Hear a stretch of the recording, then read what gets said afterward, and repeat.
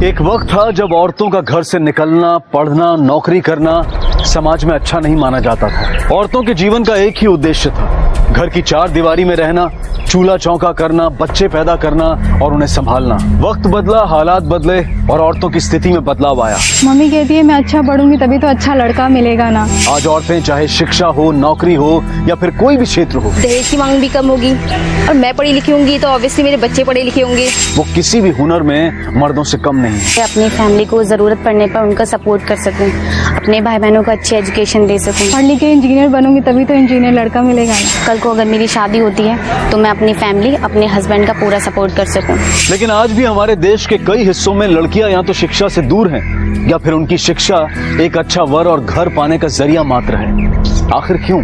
हमारी आज की कहानी एक लड़की कोयल की है जो ऐसे ही माहौल में एक बेहतर जिंदगी जीना चाहती थी।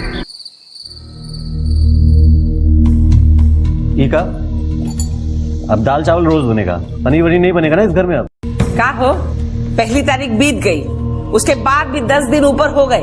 अरे हमारी हथेली में चवन्नी तक नहीं रखी तुम दोनों ने, और पनीर चाहिए का? हाँ, चुपचाप जो बना है खा के उठ जाओ।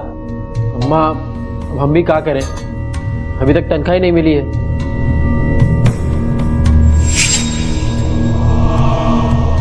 अम्मा, एक बात कहें? हाँ, हमें कल 5,000 रुपए मिल सकते हैं का? यहाँ घर में खाने के लाले पड़े हैं और तुझे 5,000 रुपए चाहिए? अरे सुना नहीं का पैसे नहीं है? और तू क्या चाहती है? हाँ, अपनी सारी जमा पूंजी हम तुझ पर लुटा दे? चुपचाप एक बात कान खोल के सुन ले, जितना पढ़ाए हैं उतना बहुत हो गया, बस अब और नहीं। शादी करके चुपचाप निकल जाओ इधर से। फूलमती को अपने परिवार के नाम की पड़ी थी, लेकिन अपने इस रवैये से उसने क्या हासिल कर लिया? क्या मिला उसे? अपना पूरा परिवार खो दिया उसने। हरीश को कोयल की हत्या के जुर्म में हिरासत में लिया गया है। सूरज और अलका को नंदू की हत्या, अन्नू के अपहरण और बलात्कार में दोषी ठहराया गया है। और ये सब कुछ सिर्फ इसलिए हुआ कि फूलमती ने अपनी बहू कोयल के नए नजरिए को समझने की कभी कोशिश ही नहीं की। और अगर की होती तो शायद आज सारा परिवार खुशहाल होता।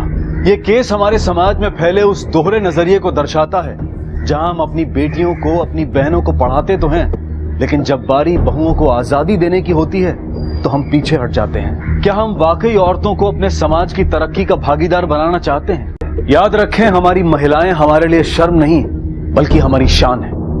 इसी विचार के साथ अब मैं अनूप सोनी आपसे विदा लेता हूं। फिर मुलाकात होगी अगले एपिसोड में और खुलासा करेंगे एक और जुर्म का।